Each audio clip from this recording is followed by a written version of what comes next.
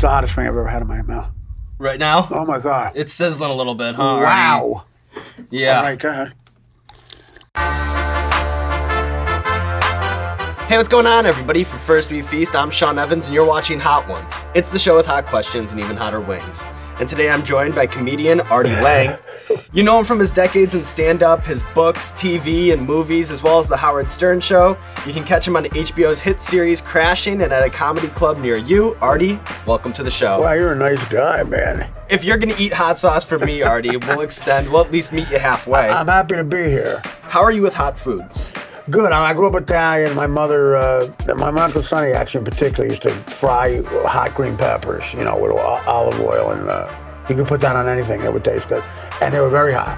You're experimenting a little bit. It was insane. That was insane, you know, but I'm into it. I like it.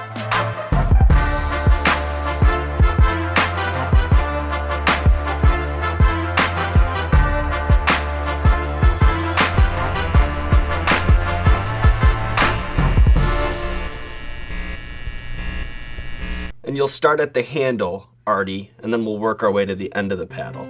So the first wing is with Valentina. Oh, it's on already? Mm-hmm.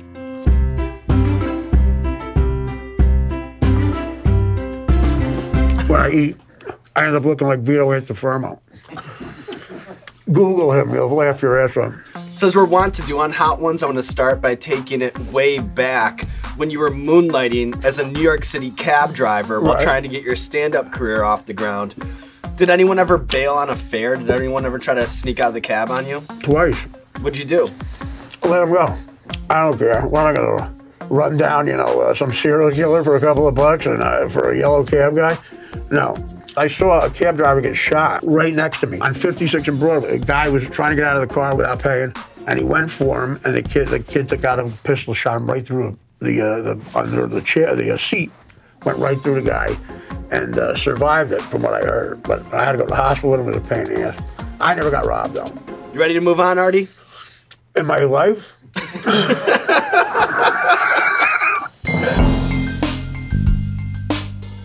We got some ice water coming in.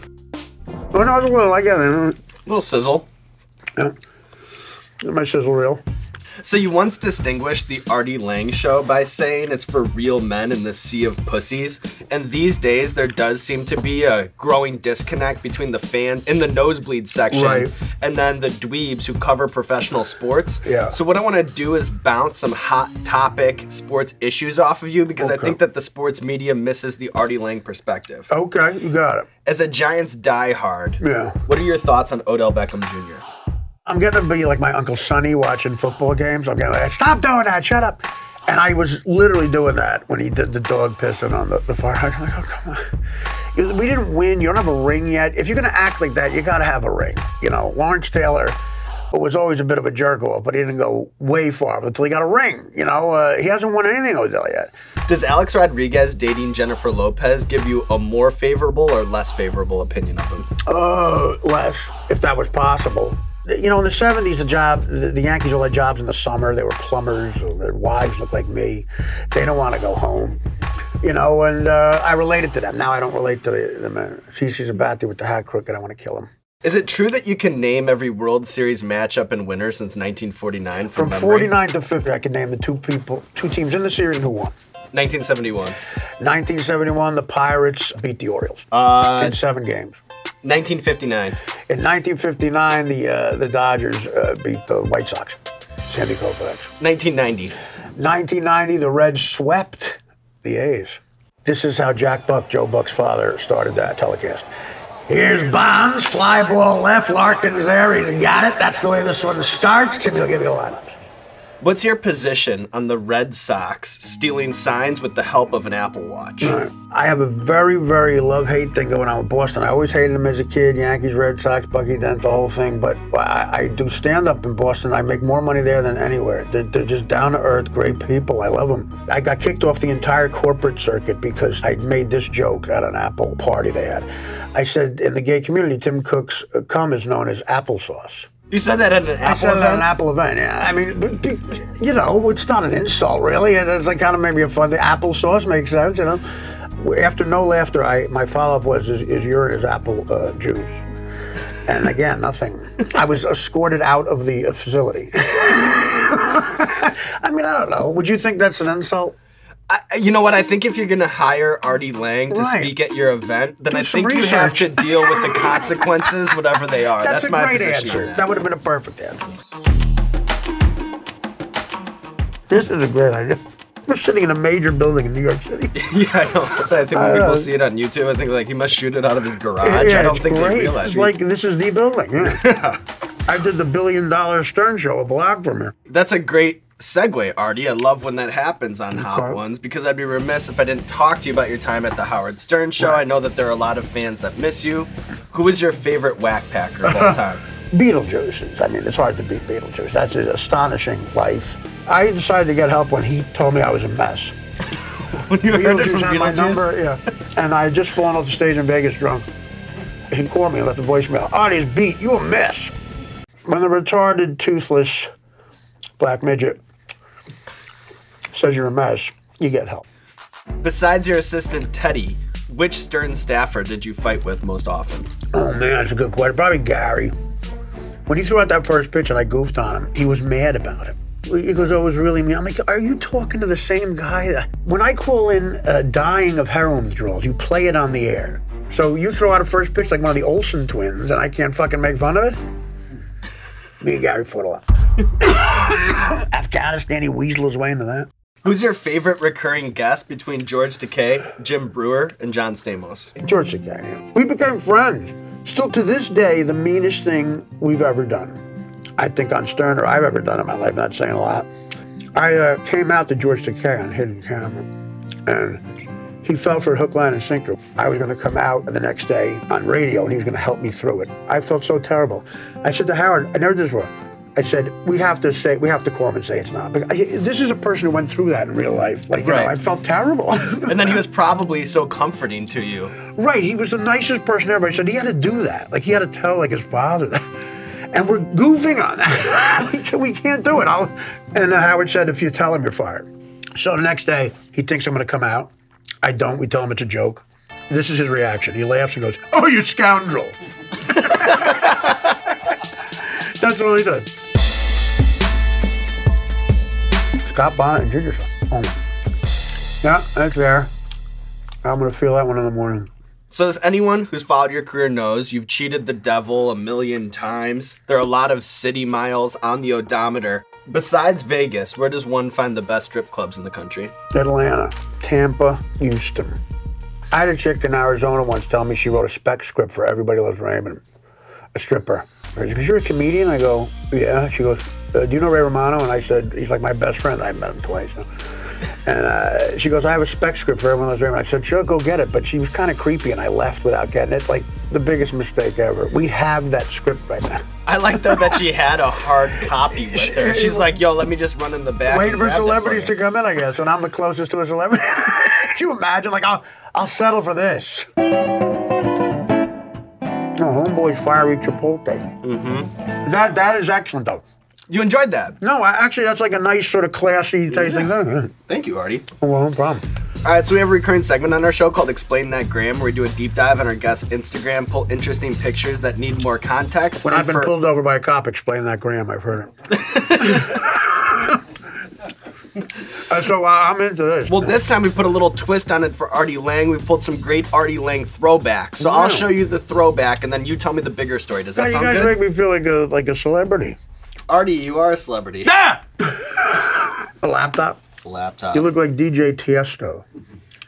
There you go. Whoa. I know, I like the reference, Artie. Unexpected. Very good. For the kids. We'll play well. It'll play well. All right, Artie, first things first. You and Chris Farley on the Dirty Work set. Oh, wow. Dirty Work was his last movie, Farley. Right. And in between shooting Dirty Work and dying, he did Saturday Night Live. He hosted it. So Norm said he's out of control. You got to come to the after party to help me watch him. That's how out of control he was. I was asked to watch Norm Macdonald and Artie Lange on our babysitter. Yeah, exactly. Right. So Norm leaves for a couple of minutes, and I see Chris disappear into a bathroom with Andy Dick. True story. 5 minutes he's in there. He comes out giggling. Norm comes back and goes, what's going on? I go, bad news, man. He went into a bathroom with Andy Dick for 5 minutes, and, you know, there's only two reasons a guy goes into a bathroom with Andy Dick. and neither one is good. And without missing a beat, Norm said, "Holy fuck, I hope he's high." So good news, he was high. Speaking of Norm. Oh, there he is. You and Norm. Yeah, well, there's a few guys I could point to who helped, took a chance on me when I was either going to go to the joint or rehab, and it was Norm, Howard, and Quincy Jones who did Mad TV. We did a buddy comedy together. We met at the audition. I got terrible reviews when it came out. My hometown paper said Artie Lange has all the charm of a date rapist. True story. That's what the guy said in the review. So Norm said to me, "Hey man, that's fucking great. A date rapist has to have way more charm than a regular rapist. He does things that are so ballsy. It takes a lot of risks, and it makes them fun, but also makes them very dangerous." One more for you, Artie. There you go. You and Eli Manning and Donald Trump playing golf. Easily the smartest one there, me. Easily, not even close. You're talking about two dolts. I had just roasted Trump. He thought I was funny, even though he hated the last joke I did. And he asked if I would do stand-up at an event. And Eli was with me, and I had just, that bit I did about him and his brother and the mouth breathing was on an album of mine. And he's like, the whole time, he's like a little kid. "What are you saying about me?" I'm like, "Shut up." And did you beat Tom Brady twice? Shouldn't you be on a Hooters yacht somewhere? You're golfing with me. And he was sincere when he was kind of like going at you about the joke? It was like, genuine, like that southern sucker that we think is. Like he fits that archetype? Sort of. You could run a con on him easy. Dirty dick. Dirty dicks. Oh, I have a dirtier. This doesn't taste like dirty dick. Well, I'll keep going back at it. Anyone who's heard you singing Biggie's "Give Me the Loot" knows that you could have moonlit as an MC if you wanted to. Thank you. Is there a common DNA between comedy and rap, in your opinion? Because there's something about the rawness of expression in rap. It seems to appeal to you. Yeah, with certain guys, like Biggie Small, I really think that guy was some sort of genius, Eminem. And that DMX guy, their songs weren't always about having the hottest chicks or the most money. Like, it was the direct opposite. I'm pissed off because I'm ugly or whatever, and I got no money and no broads, and that's why I deal blow and stuff like that. It's like the other guys did it because it's cool. These guys are like, no, I gotta deal coke.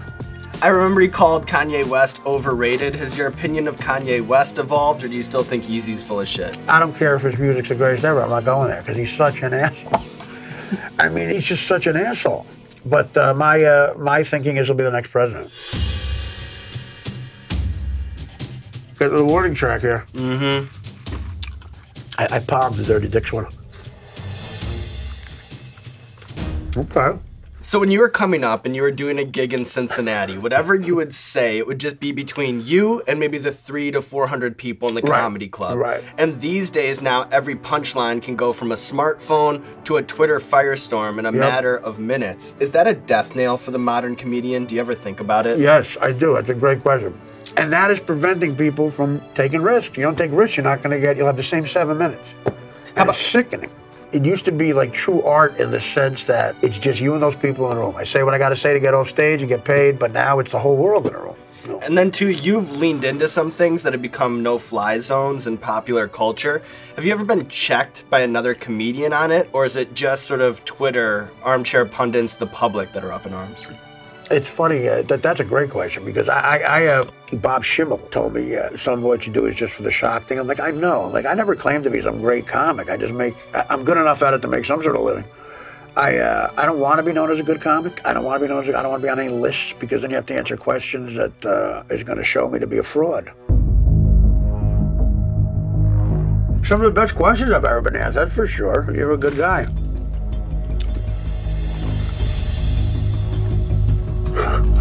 All right, so I got an immediate kick. Yeah. That's a good one. That's the best one. The bomb. Oh yeah, I'm sweating like someone just asked me where the stash box is.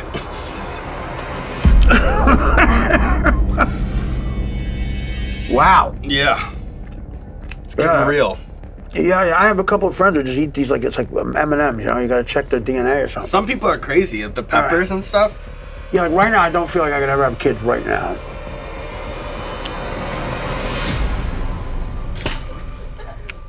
By the way, the flag. I want to compliment everything that you got going here, Artie. I look like a skipper, but I have a Gilligan hat. You know what? You've been known to apologize for your look from time to time. Yes, it is very hot, Artie. Oh my God. In the day and age when the dad bod is trending and not trying too hard is the new gold standard, I think you could make a case for Artie as a fashion icon. There you go. So what I want to do is I want to bust out the laptop again. I want to show you some of the most iconic Artie Lange red carpet looks, and then if you can just break down the ensemble for me. Does that sound good? Okay. There you go. Bring in some more ice water for You're Artie. like a law student. Thank you. Chris Schoenberger with the rare cameo. Is this a 50th surprise party for me? Are you enjoying this? Dude, I'm actually having a very good time. It's good to know, Artie. I hope some of this is usable. All right, Artie. Oh, no. Whoa! That's at the Beach Bowl. I couldn't tie my shoes. I couldn't reach them, and Neil Patrick Harris did it for me. Very nice guy. And, you know, we exchanged numbers. But I played quarterback. My last pass was intercepted by Snoop Dogg. True story. Oh yeah, look at me there. That's me morphing into Kid Rock, I guess. Wow. I love the, I had just gotten out of a psych ward. They take your laces. Could you imagine they're afraid I'm gonna hang myself on my laces? I mean, look at me. It's the hottest thing I've ever had in my mouth. Right now? Oh my God. It's sizzling a little bit, huh, Wow. Artie? Yeah. Oh my God. All right, up next, you're on Fallon. Oh yeah. I barely fit in the chair. There's only two people who can't fit that chair. It's me and Chelsea Handler. Are Fallon's chairs more comfortable than our chairs or less comfortable than our chairs? There's nothing less comfortable in this chair. That's I've had a feeling that's amazing. Oh, sorry. I love this look. I look like Dom DeLuise in between Cannonball Run shoots. My credit score was actually lower than my cholesterol level. That's how you know you're a loser. All right, Artie. This is gonna be rough. All right, so this next one is Blair's Megadeth sauce with liquid rage. Okay.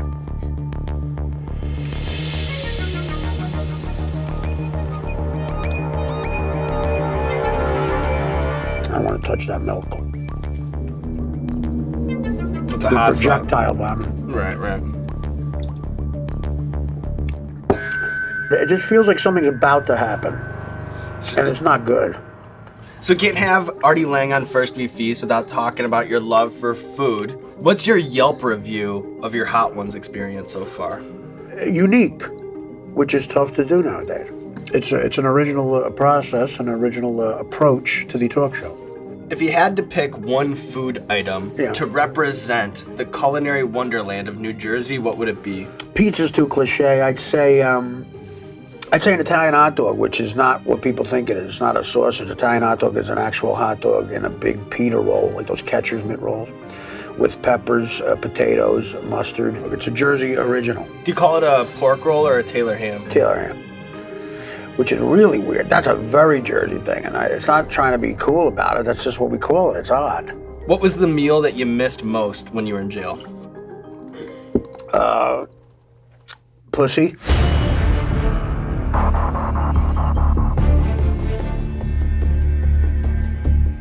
Do I get that as a gift? You actually do. This is the last dab. It's called the last dab because it's tradition around here to put a little extra on the last wing. Right. You don't have to if you don't want to. You don't have to if you don't want to. Arsenic. So there's stuff on here already. Yeah. There you go. That's good. That's good. So now when I'm hallucinating later, what actually happens? It's just a world. You just keep your head, you know. I wake up Grab driving. an ice pack if you need to. I wake up driving a police car. All right, Artie. Good to know you, buddy. Cheers, my dude.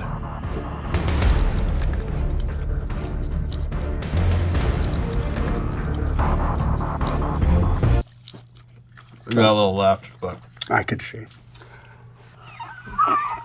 Sean.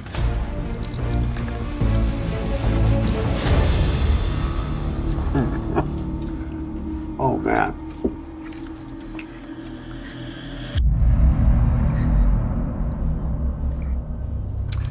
That's a lot. That's a very hot sauce. that's how we made it. Yeah. Crystal is nothing. Yeah, it really puts things into perspective. Why is Valentina there? Well, what if it wasn't? Just go right to this. Lightning round. Holy shit. Yeah. I suppose this is the show. This is This it's end happening. part. It's happening. Oh my God, I think I had an open cut. In your mouth?